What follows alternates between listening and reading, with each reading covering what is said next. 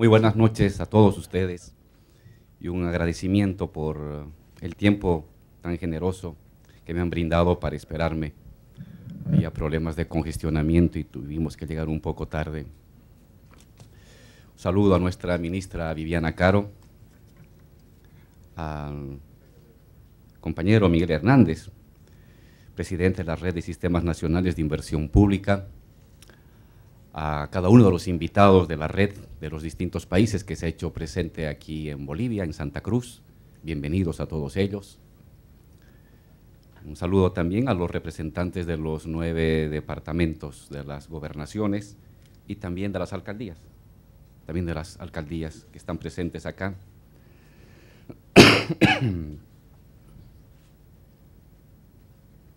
Estaba leyendo un libro hace días que me ha llamado mucho la atención. Es un viejo texto de Carlos Marx, de joven, que se llama La crítica de la filosofía del Estado de Hegel. Es un texto que lo escribió Marx cuando tenía 24 años, después de haber acabado su tesis de doctorado. Y hace unas reflexiones muy profundas y luego también creo muy útiles sobre el Estado.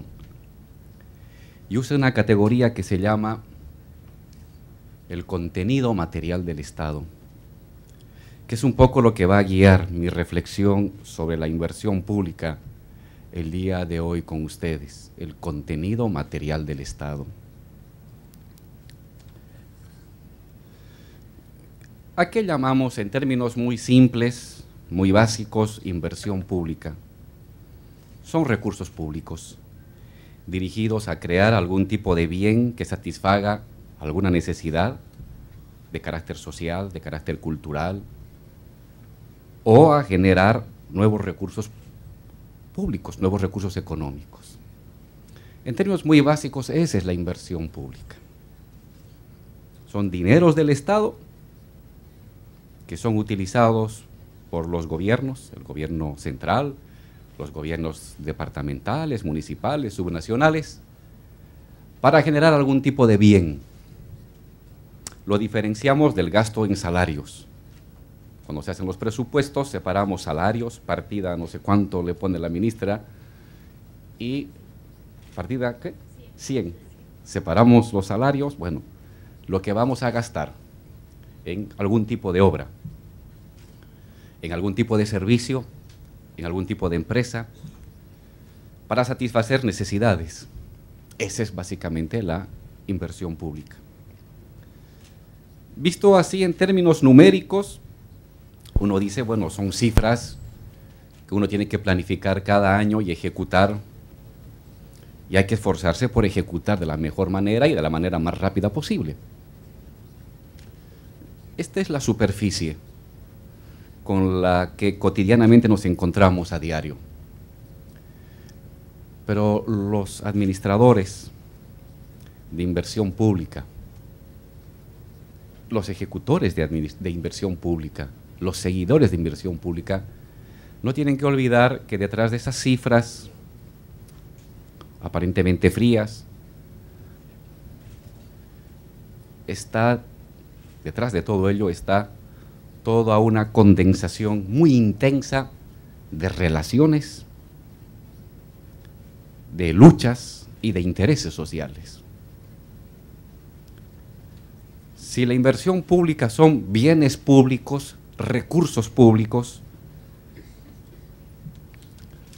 esto nos da una primera pauta. Toda inversión pública es parte de los bienes comunes de una sociedad. Es el recurso de todos. No es del gobierno, no es del ministerio, no es del funcionario, no es del alcalde, no es del gobernador, no es del ingeniero, no es del arquitecto. Son bienes comunes. Es parte de ese patrimonio de los bienes comunes que definen una sociedad. El aire, la tierra, el agua, la biodiversidad, los recursos naturales, la sabiduría colectiva, la cultura, forman parte de los bienes comunes de una sociedad.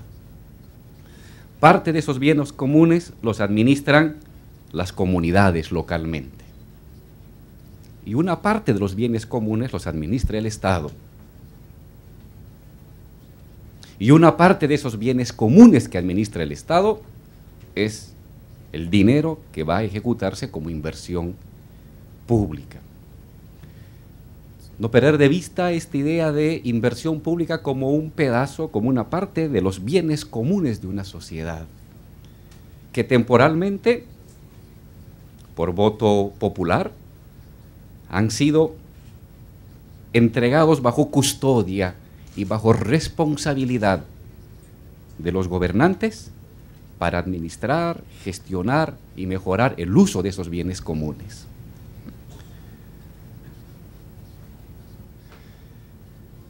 Pero lo interesante de estos bienes comunes es que son unos bienes comunes muy particulares, muy especiales. Usando las categorías de Marx, podríamos denominarle como el núcleo económico activo de los estados. La inversión pública es uno de los componentes de la actividad económica activa de cualquier estado en cualquier parte del mundo. Hay otros componentes de esta actividad económica activa, por ejemplo, la administración del capital cultural. El Estado administra el capital cultural, los bienes legítimos en la cultura, los bienes ilegítimos en la cultura. Y el Estado tiene esa potestad de regular, de priorizar, de potenciar unos bienes o de devaluar unos bienes culturales a través de la educación escolar y educación universitaria. El control del dinero es otro de estos componentes. El Banco Central controla el dinero, controla las tasas de interés y define, mediante medidas administrativas, el valor del dinero. Y eso está bajo control del Estado. Otro de los componentes son la regulación de los impuestos a los distintos sectores. Estos son los bienes económicos activos de un Estado. Parte de estos bienes económicos activos de un Estado, la inversión pública. ¿Por qué hago referencia a esto? Porque nos permite observar que la inversión pública define el corazón de un Estado,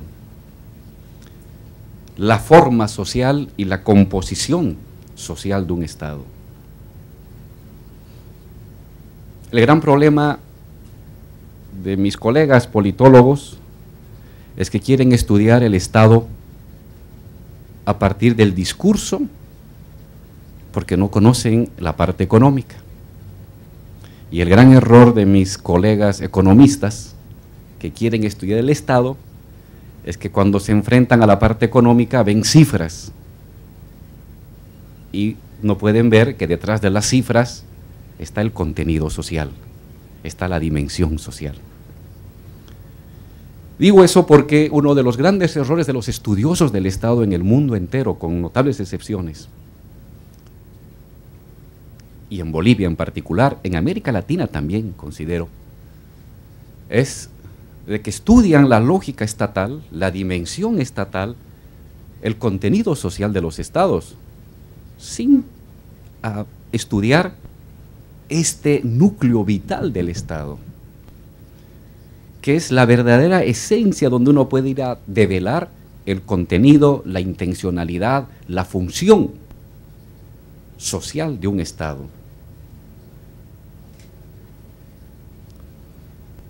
Es más útil a los jóvenes investigadores de las universidades, para entender el Estado en cualquier parte del mundo, y en particular en Bolivia, estudiar el presupuesto general del Estado, por ejemplo, que el discurso.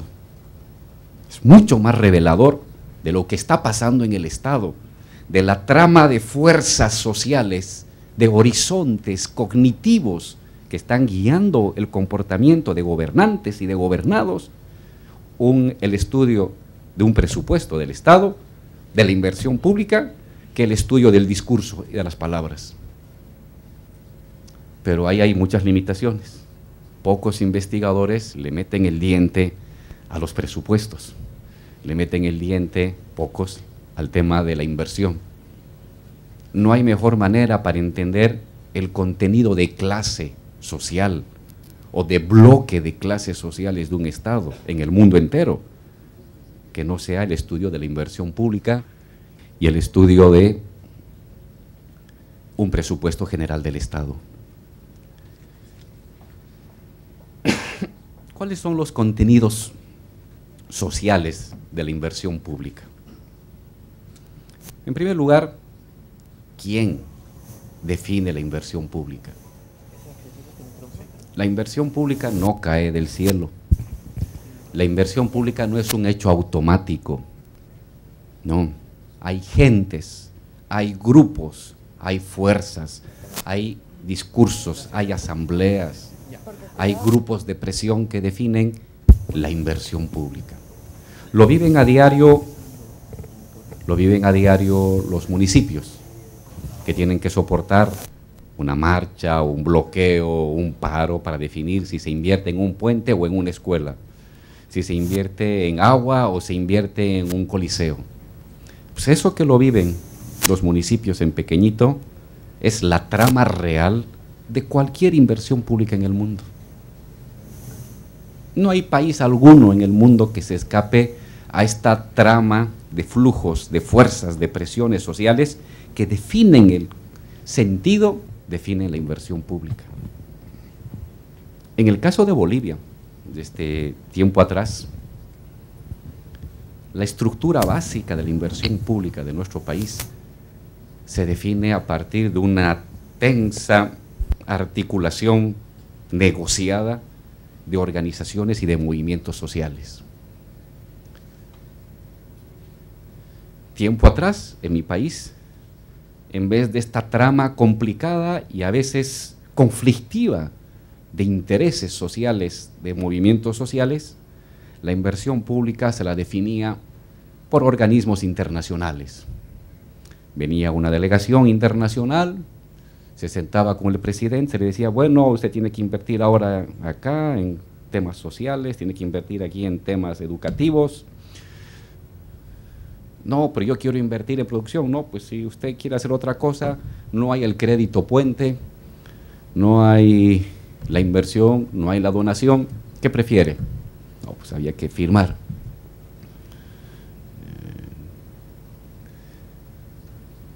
Supongo que en algunos países debe suceder cosas parecidas. Lo que al final sale como un documento, presupuesto general del Estado, es un volcán. Internamente, detrás de esos números hay un volcán social de luchas, de intereses, de grupos, de posicionamientos, de necesidades que han sido jerarquizadas. Lo es en Estados Unidos, lo es en Europa, lo es en Brasil, lo es en Bolivia, lo es en cualquier país del mundo. Algunos los hacen de una manera más silenciosa, más cerrada, menos conflictiva, por lo tanto menos participativa, por lo tanto menos democrática. Otros lo hacen de manera más conflictiva, más abierta, con más querellas públicas y por lo tanto más democrática y más participativa. Un presupuesto o una inversión pública planificada anual o bianual es un resumen de la lucha de intereses, de colectividades, de grupos, de clases sociales, de grupos regionales, de colectividades culturales, eso es. Y la síntesis de su correlación de fuerzas, de sus negociaciones, de sus jerarquías y de sus formas de articularse hegemónicamente, inversión pública y presupuesto general del Estado. ¿Quién define entonces el presupuesto? ¿Quiénes definen el presupuesto? ¿Quiénes definen la inversión pública? Es el primer componente del contenido social de la inversión pública. Vuelvo a decir, no es un tema técnico, no es un tema de cómo hacemos ensamblar las cifras. Ojalá fuera así, sería mucho más sencillo. No, es un tema de cómo hacemos ensamblar necesidades, presiones, cálculos, acuerdos, transacciones, liderazgos, hegemonías. Eso es una inversión pública. Tiempo atrás lo hacían otros, venía de afuera y de arriba. En nuestro país, de un tiempo para acá, lo hacemos aquí adentro, en base a nuestras necesidades, nuestras propias luchas, nuestras propias peleas internas, pero se va construyendo en base a decisiones soberanas. En el fondo eso es la autodeterminación de un Estado. Un segundo componente que define el contenido social del Estado y del presupuesto y de la inversión pública es qué actividades son priorizadas. ¿Qué se prioriza?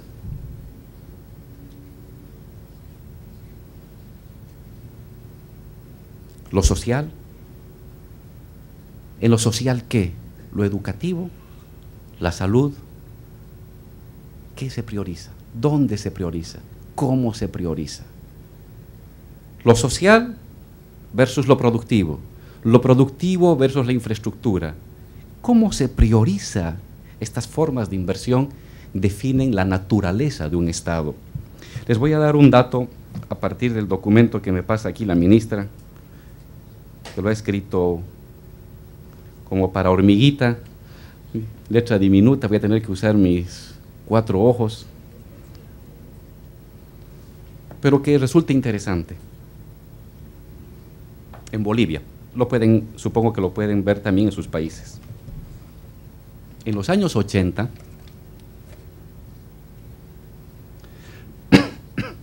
en el sector productivo, año 86, 87, en Bolivia, la inversión pública destinó 112 millones de dólares al sector productivo. En los años 90, esto baja a 60 millones. Y baja de 60 a 53, a 50, 55. Es decir, son los tiempos, neoliberalismo, en que el Estado abandona o lo obligan a abandonar sus funciones productivas dentro de la sociedad, se le asignan esas tareas a la inversión extranjera, el Estado recula, retrocede, abdica de su función productiva y se le asigna simplemente funciones sociales, entregando todo el aparato productivo a inversión extranjera. El presupuesto es muy claro, de 112, 10 años atrás, años 85, a 50, a 45 millones en los años 90. En los años 2006 para adelante cambia eso. Este año vamos a invertir 1.200 millones, ¿no?, en el área productiva.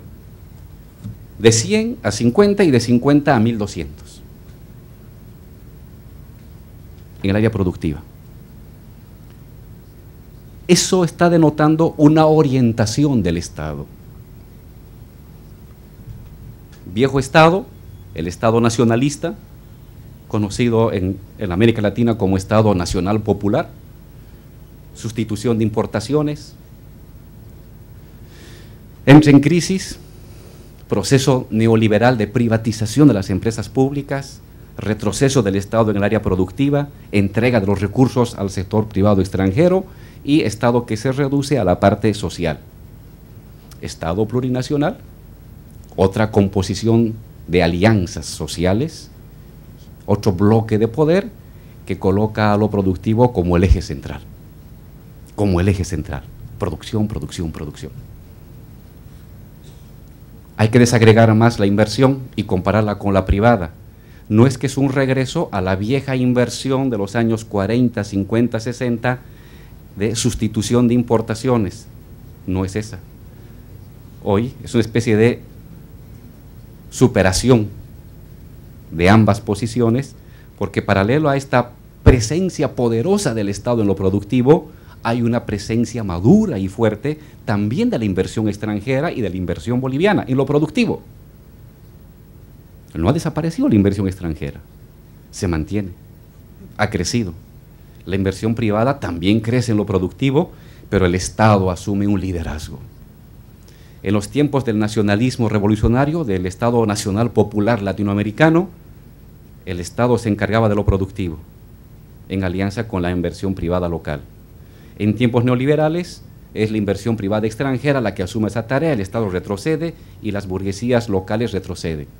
En el Estado plurinacional, en nuestro caso, es el Estado asume el liderazgo en la parte productiva, y también participa el sector privado extranjero, adecuándose y articulándose a este liderazgo que asume el Estado.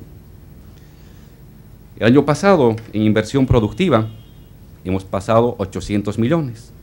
Comenzamos el gobierno con una inversión productiva de 98 millones, 2012 810, 2013 1200 en el ámbito productivo.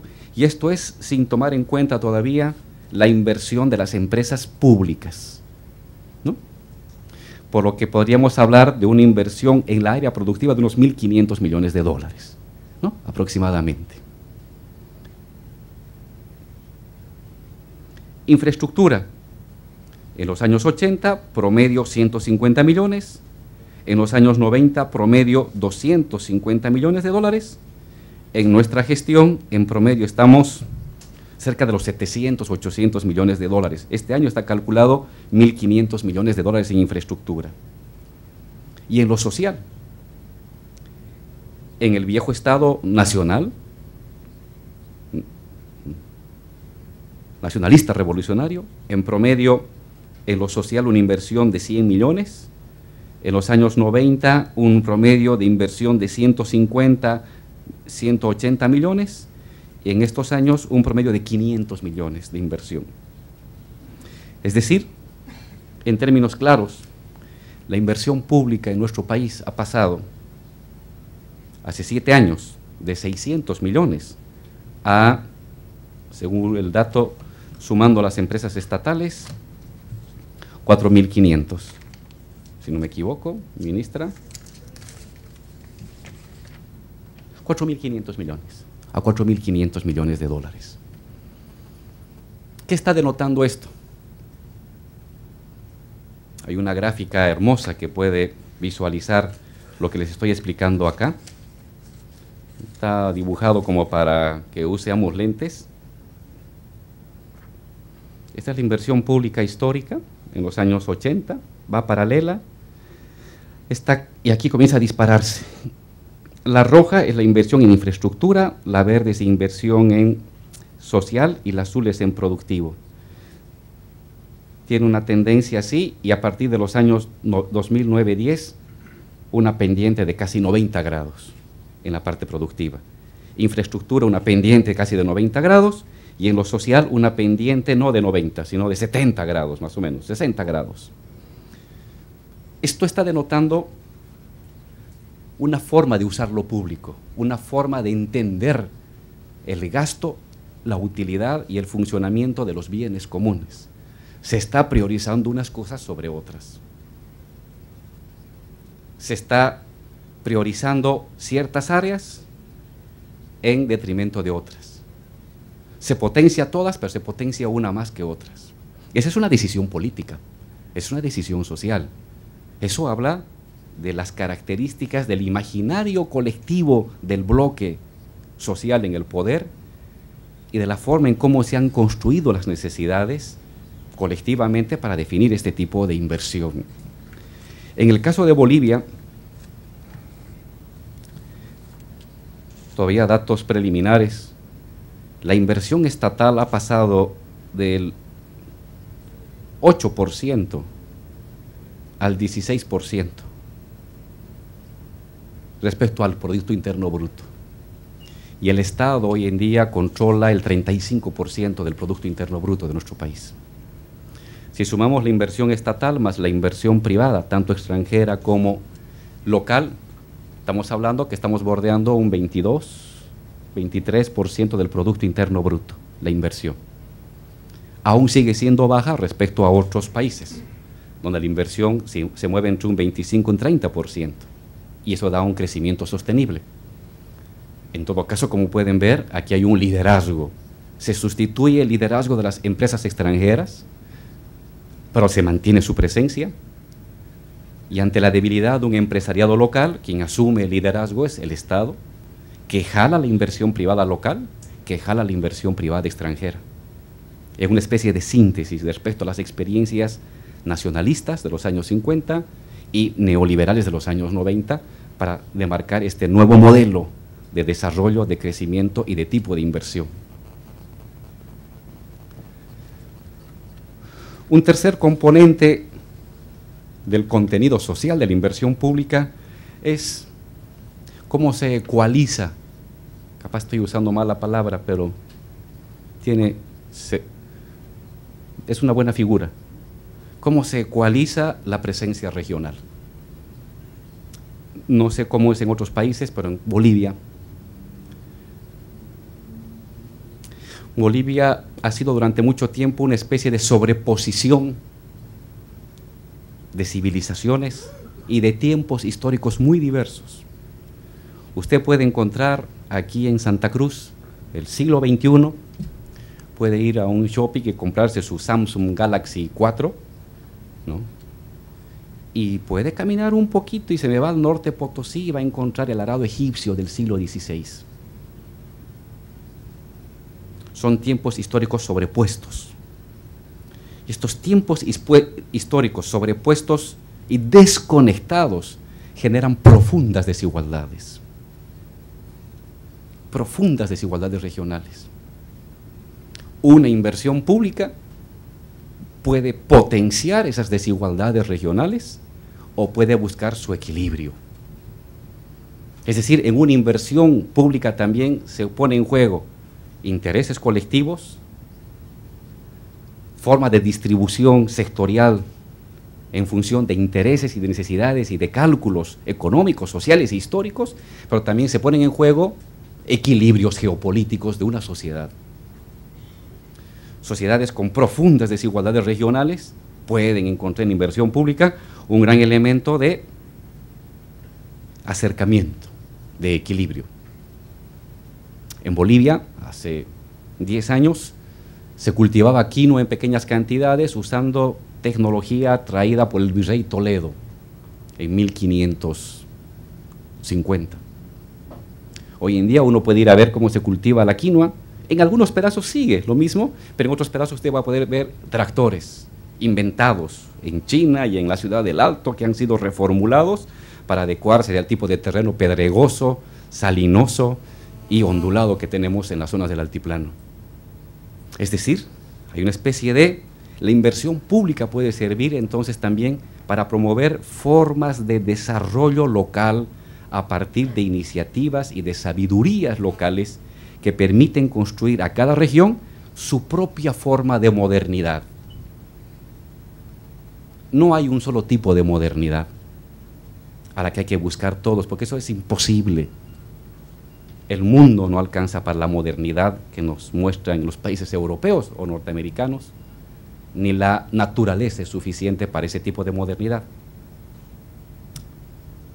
Cada país puede encontrar sus lógicas de construcción de modernidad que va satisfaciendo necesidades locales a partir del despliegue de sus propias capacidades culturales, científicas e intelectivas en función de sus procesos laborales, de sus procesos distributivos.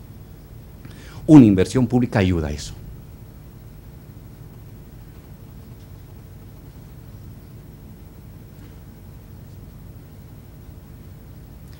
En la inversión pública, entonces, he mencionado estos tres elementos, uno puede leer de la mejor manera posible cuál es el bloque de poder que está conduciendo al Estado.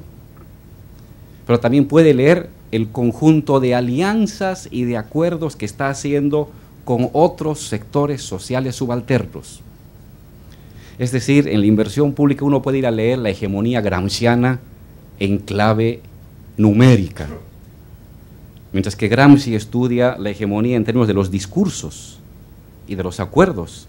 Una inversión pública es la misma lectura gramsciana de la hegemonía, de los liderazgos colectivos de una sociedad, pero vista en números y desagregada territorialmente y visualizada en términos sectoriales, lo productivo. ¿Qué en lo productivo? Litio en vez de acero, acero en vez de petróleo, petróleo, junto con minerales, minerales, junto con agricultura. Hay toda una trama social de qué se entiende por productivo. Sectorial, social, infraestructura, carretera, para beneficiar ¿a quién?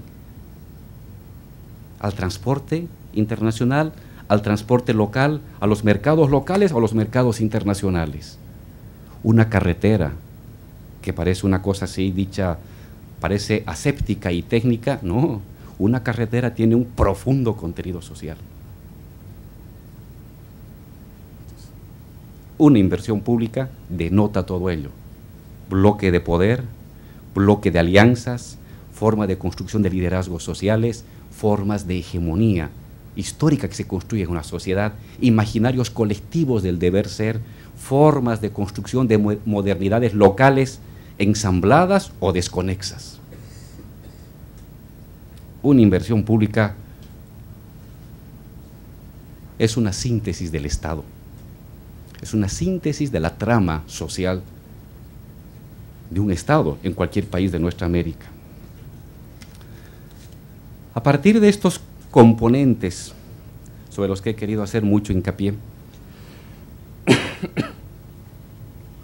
y que uno no debe olvidar cuando hace su cálculo, su proceso, su procedimiento, ¿cuáles son los elementos que pueden ayudar a enriquecer un uso racionalizado de la inversión pública? Lo decimos a partir de la experiencia boliviana, que como muy bien decía la ministra Viviana, un proceso de inversión y los mecanismos de inversión pública son obras particulares, son obras de arte, son construcciones artesanales, en el sentido de virtuosismo regional, local de un país, y que difícilmente podemos estar imitando de un lado a otro, aunque ciertamente hay cosas comunes. Hay que abandonar esa idea que nos daban en los años 90, que hay un solo molde de inversión pública y que había que repetir todos de una manera acrítica. Esa es una falsedad que llevó muchas veces a que se construyeran cosas en algunos lugares que no servían para nada. Yo me acuerdo de la construcción de unas casas supuestamente ecológicas que se hicieron en el lago en los años 90 y que después de 5 años eran gallineros, porque no entendían el significado de las cosas del lugar. Trajeron el modelito de inversión pública, hay que invertir en casas sociales, le metieron unas casitas y al final se convirtieron en gallineros. Nunca las usaron. Hasta el día de hoy siguen siendo gallineros. Pero los presentaron los organismos internacionales como un modelo de apoyo social y de mejora de las condiciones de vida. No. Los mecanismos de inversión pública son construcciones heroicas y no pueden ser calco ni copia, como diría Mariátegui, sino que emergen del aprendizaje de cada región, de cada estado. Algunas cosas pueden ser utilizadas en favor para que otros recojan como experiencia, pero evidentemente tiene que ser construida con el esfuerzo de cada país para asumir los retos que como colectividad se han puesto.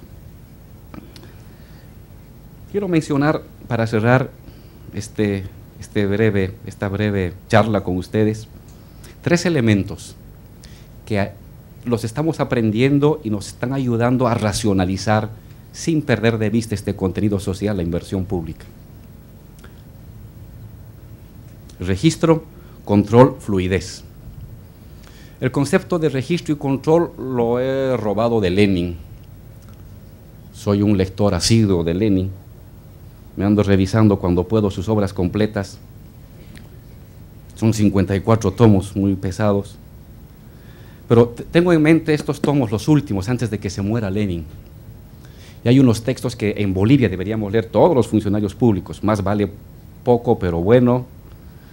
Cómo organizar la gestión obrero y campesina. Son textos fascinantes. Lenin escribió un libro que se llama El Estado y la Revolución, donde hablaba de demoler el Estado. Es el momento, digamos, si ustedes quieren, más anarquista de Lenin, previo a la revolución. Pero luego ya, conduciendo al Estado, tuvo que asumir decisiones. Había que dar de comer a la gente, había que reparar vías, había que levantar fábricas, había que reconstruir la industria. Uno cree que Lenin hubiera estatizado todo. No, no, no.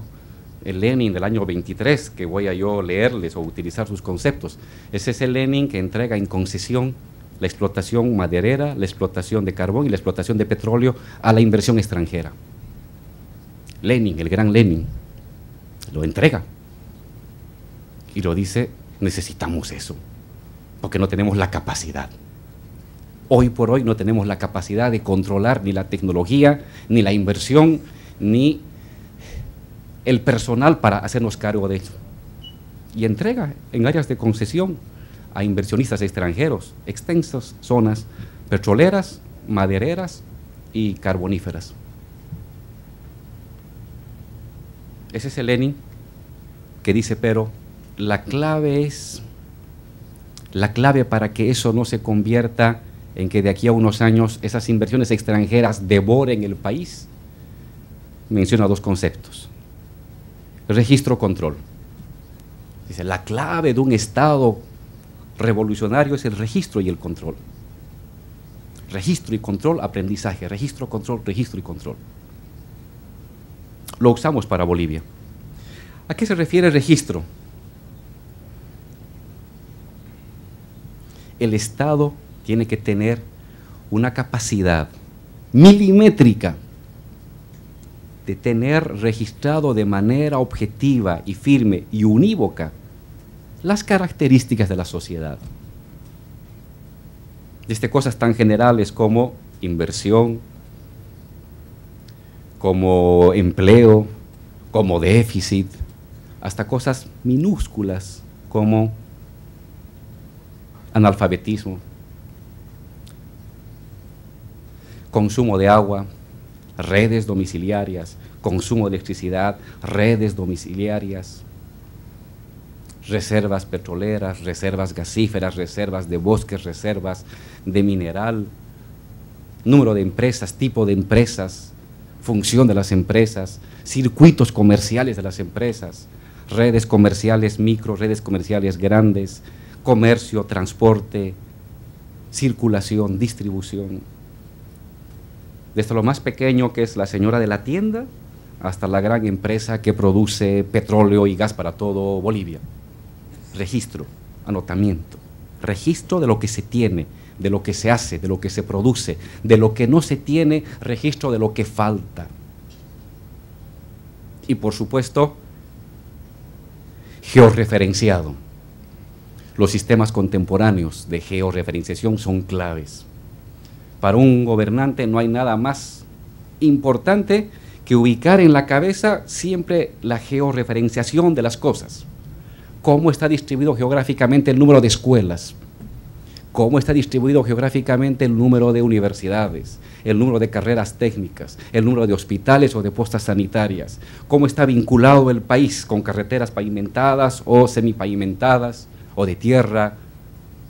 La georreferenciación de lo que se hace, el Estado, es clave. Uno tiene que llevar en su mapa en su cabeza, y en ese mapa georreferenciado de lo que se hace, uno cruza la estructura social, uno cruza las estructuras de poder de la sociedad, uno cruza los recursos naturales estratégicos de la sociedad. Puede ir definiendo y planificando a mediano y largo plazo los resultados que espera de su sociedad. Para un gobernante es clave registro de todo y georreferenciación de todo. No únicamente eso, ahí tiene que haber otros mapas sociales. He mencionado 4 mapas: el mapa de movimientos sociales, el mapa de recursos naturales, el mapa de estructuras de poder regional y el mapa de producción, consumo, distribución, necesidades, población, etcétera, etcétera, etcétera. Con esos 4 mapas uno tiene que trabajar en la mente en 4 dimensiones. Eso ya no nos da la computadora, está nomás en la mente. Algún día haremos una imitación visual de estos 4 mapas y cómo se cruzan. Pero en el fondo un gobernante trabaja así. Un gobernante trabaja simultáneamente con esos mapas que permiten distribuir, reorientar, modificar, potenciar esa inversión pública. Un segundo elemento de este registro racional de las cosas es aprender a registrar el campo. Una de nuestras grandes debilidades, tiempo atrás, ahora cada vez menos, es que todo el sistema de registro que hacíamos los bolivianos, no sé si en otras partes del mundo, solamente las ciudades. Hasta ahí llegaba la mirada del Estado. El Estado alcanzaba hasta donde llegaba el último barrio o el penúltimo barrio de la ciudad. y el campo era un terreno inhóspito para el Estado.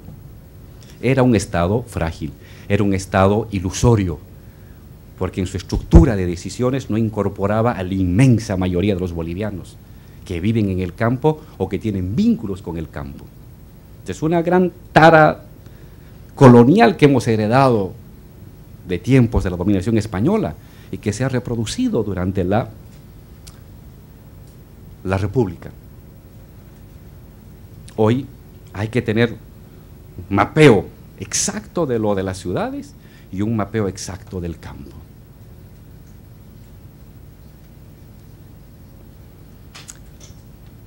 Un tercer elemento es saber incorporar en el registro de los datos, en la planificación de los proyectos, en la ejecución de los proyectos, las lógicas locales y las racionalidades civilizatorias diversas que hay en una sociedad.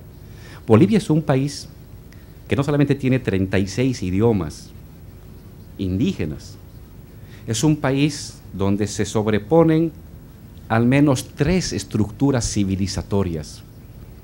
Somos herederos de una estructura civilizatoria andina, fundada en la agricultura, en los sistemas de riego y la estructura comunitaria, familiar.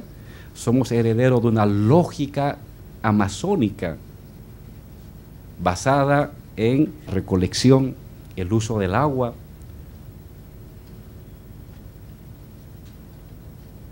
son lógicas distintas a la racionalidad mercantil de la que la mayoría de nosotros somos partidarios o hemos sido educados en esa racionalidad.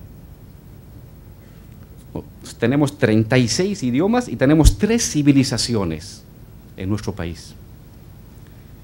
Y no podemos estudiar, planificar, adecuar, ejecutar, nombrar, registrar lo que pasa en uno de esos espacios civilizatorios no mercantiles con la lógica y con la racionalidad de la racionalidad mercantil. Terrible error. Llamamos plurinacionalidad a que es un Estado no solamente que recoge la diversidad lingüística y cultural, sino que recoge la diversidad civilizatoria material, otra forma de entender la riqueza, otra forma de organizar el bien común, otra forma de organizar la autoridad local.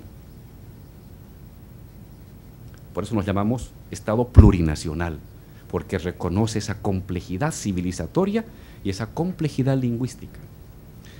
En el registro de lo que se tiene, de lo que falta, de lo que se tiene que hacer, tiene que incorporarse siempre esta lógica civilizatoria. El ejemplo más fuerte que nos ha tocado aquí vivir rápidamente es el tema del Norte Potosí, ¿no? Norte Potosí, que es una zona de una antigua tradición andina, comunitaria, y que fruto de la colonización registra los niveles de pobreza más extrema de Bolivia.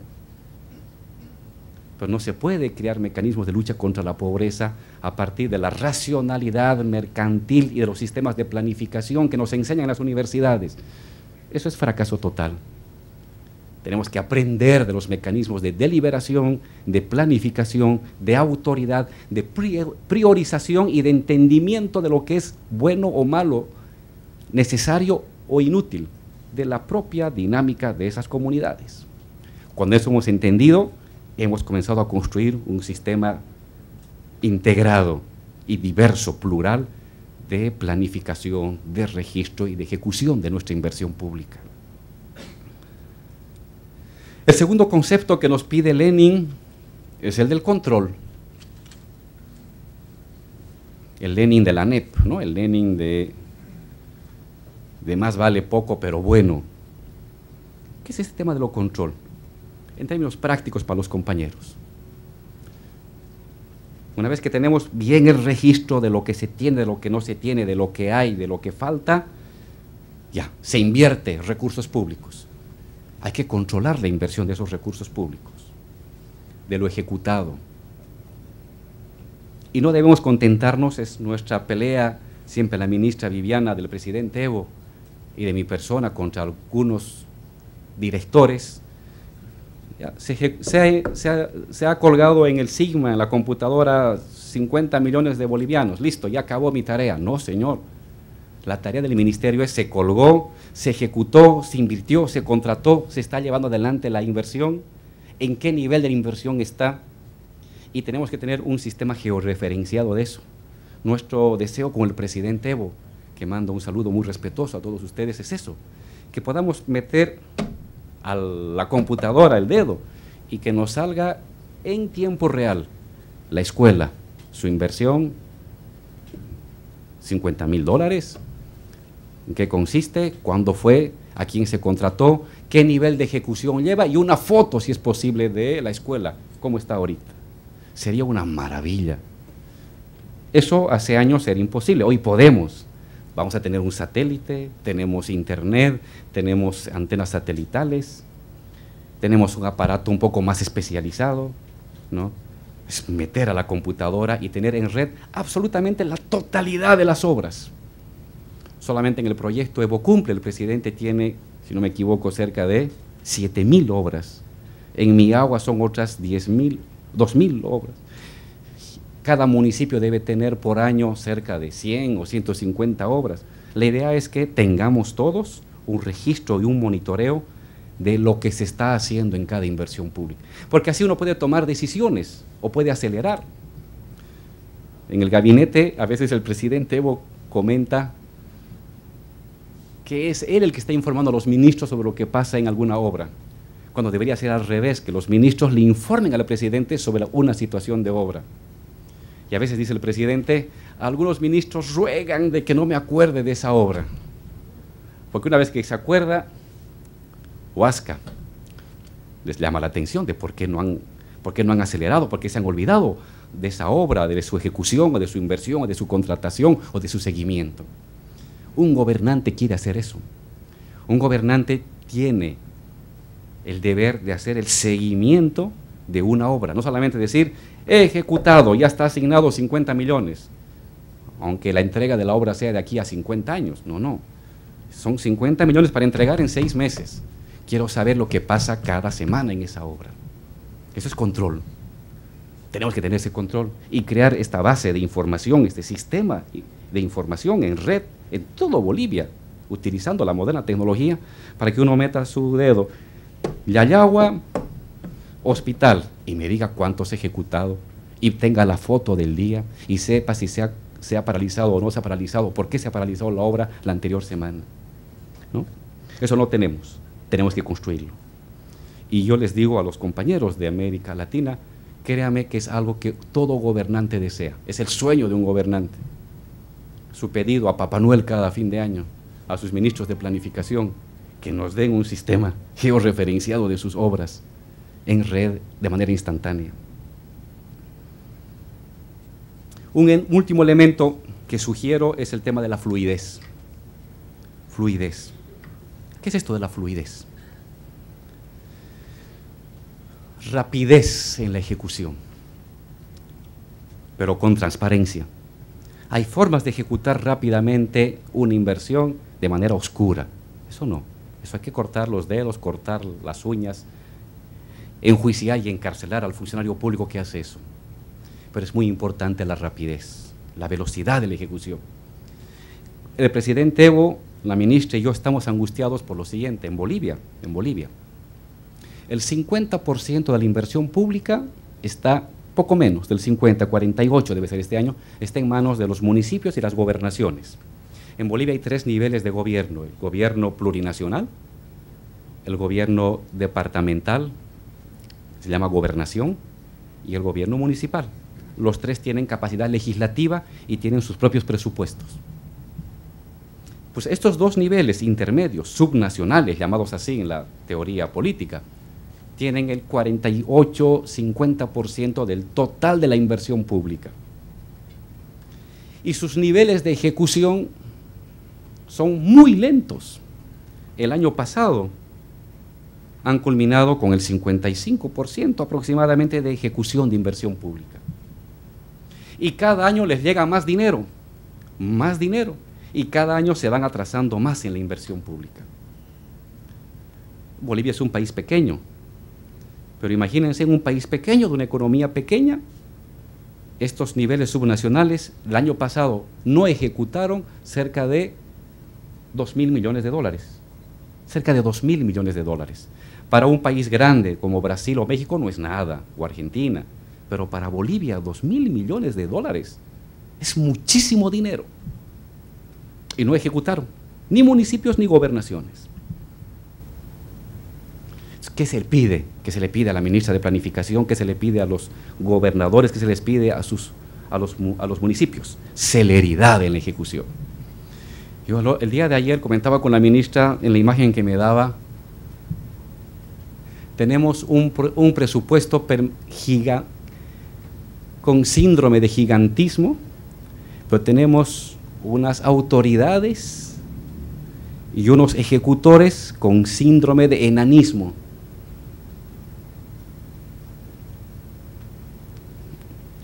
Durante muchos años Bolivia y seguramente varios países del mundo, los municipios y las gobernaciones casi no tenían dinero, eran casi de adorno, eran simbólicas. Hoy no, hoy está fluyendo dinero. El dato que les he dado, hace 5 años la inversión pública era 600 millones, hoy la inversión va a ser 4.500 millones de dólares, en apenas 6 años de diferencia. Se ha multiplicado 7 veces. 7 veces la inversión pública en 7 años. Es harto dinero. Pero las estructuras administrativas y la lógica de ejecución de municipios y de gobernaciones se mueve todavía con la vieja lógica de un proyectito por año, cuando ahora tienen proyectos para ejecutar 10 por año o 15 por año. Tienen una administración muy lenta. Es también responsabilidad nuestra. Hay que educar, hay que formar a la gente, pero supongo que deben estar pasando en algunos países cosas parecidas. Este boom, esta década de oro del continente latinoamericano ha agarrado a muchos desprevenidos. Están llegando recursos y no saben qué hacer con ellos.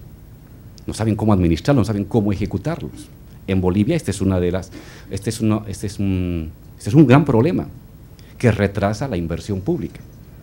Y si se retrasa la inversión pública, se retrasan los planes. Y si se retrasan los planes, se retrasan los compromisos, los acuerdos y los resultados de carácter social y productivo que uno quiere tener. Somos un país con muchísimos problemas de pobreza, de incomunicación. Salir de la pobreza requiere fuerte inversión pública, pero si los niveles subnacionales presenten esta actitud paquidérmica en su ejecución, está claro que superar la extrema pobreza no la vamos a hacer en 10 años, sino en 40, y no por falta de dinero, sino por falta de celeridad en la ejecución de esa inversión pública. Entonces es un problema muy grave en Bolivia, supongo que también en otros países, y una de las principales tareas es ayudarlos para que esta inversión pública, para que los funcionarios de inversión pública en los niveles subnacionales aceleren, vuelvan más rápida su ejecución. Si hay que cambiar normas, hay que cambiar. Muchas veces viene el funcionario y dice, o algún ministro, no podemos ejecutar porque hay un decreto, entonces hay que aguantar hasta el siguiente año. No, señores, hay que cambiar el decreto. Lo primero es la obra. El decreto, el reglamento son accesorios para la obra. Pero a veces en la lógica burocrática, primero está el decreto, primero está la norma. ¿Y qué me está importando si el compañero tiene o no tiene su escuela o su hospital? Tengo que cumplir la norma. Pues si la norma está mal hecha, hay que cambiarla. Si hay que hacer una nueva ley, hay que hacer una nueva ley. Si hay que hacer un nuevo decreto, hay que hacer un nuevo decreto que garantice rapidez y transparencia en la ejecución de esos recursos públicos. Este es un elemento central. Por eso el concepto de fluidez, que lo estoy sacando del sociólogo Bauman, me parece muy útil para entender la estructura del Estado. Hay que tener una estructura fluida del Estado, no en una estructura maquinal decimonónica, sino una estructura más fluida, más versátil, capaz de tomar iniciativas, de cambiar rápidamente sus trabas y sus mecanismos para adecuarse a los nuevos montos que vienen de inversión pública y a las nuevas necesidades de la sociedad. Un segundo elemento es información. Hay que informar lo que se hace. En el Estado, una obra existe de manera material y de manera pública. Si alguien ejecuta de manera material, pero no lo ha hecho público, no existe la obra. Esa es la lógica del Estado.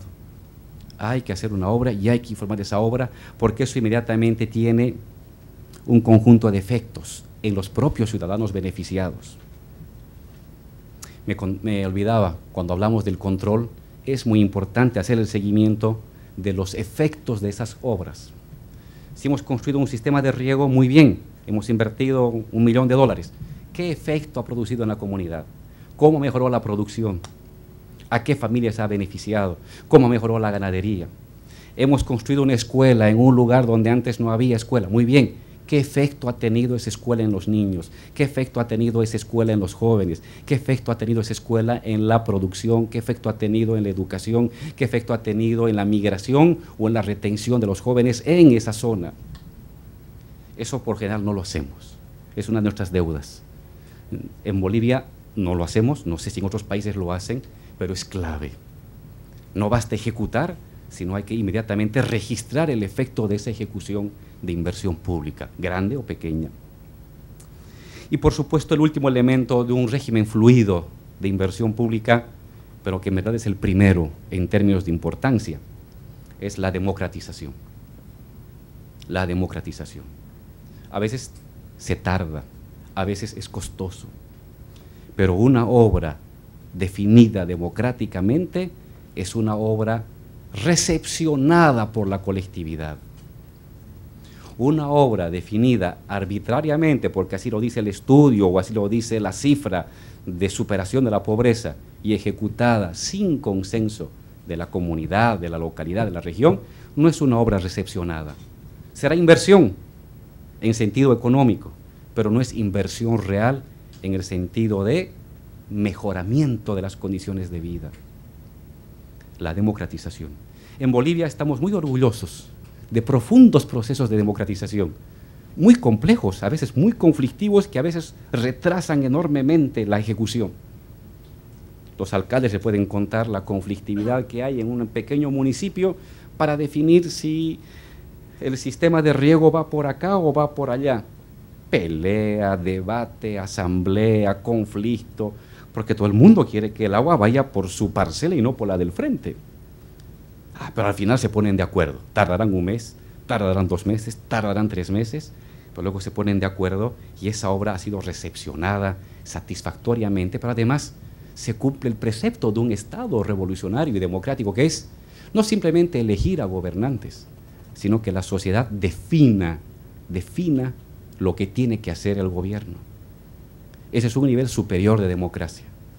Un primer básico de democracia es elegir gobernantes, pero que los gobernantes decidan sobre el uso de los recursos comunes. Ese es un nivel, yo diría, del siglo XX. Una democracia profundizada, radicalizada, sustancial.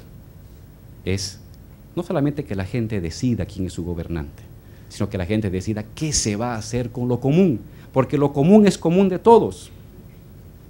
Los recursos comunes y la inversión pública es un recurso común de todos los bolivianos, en la que tienen que participar de manera escalonada el conjunto de las colectividades. Como ven, el tema de la inversión pública es fascinante, es ante todo político, no crean que es un tema económico. Accesoriamente es un tema económico, es fundamentalmente un tema político. Y hacer una inversión pública que satisfaga necesidades básicas y que se lo haga democráticamente, revolucionariamente, es una de nuestras grandes tareas aquí en Bolivia, y esa experiencia sencilla y humilde la colocamos a disposición de todos los países hermanos de nuestra querida América y del Caribe.